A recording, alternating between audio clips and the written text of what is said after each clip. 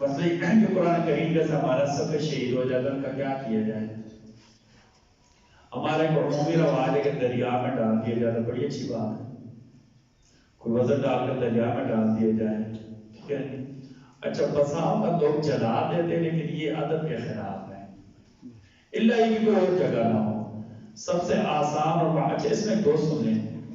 یہ جو دریا وغیرہ میں دریا بوٹ کرنا ہے نا، اس میں ایک چیز جب کوئی شرعی مسئلہ بیان کرتا ہے تو سارے پہلو اس میں معاشرتی لحاظ سے یہ اچھا نہیں ہے۔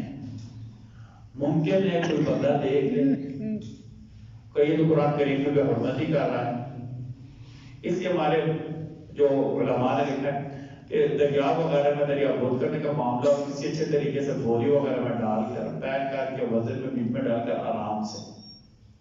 یعنی استغفر اللہ قرآن مجید آپ سے پڑھیں گے، یقیناً پہلے بھی شمار کی جائے گی، انسان کی جان کا خطرہ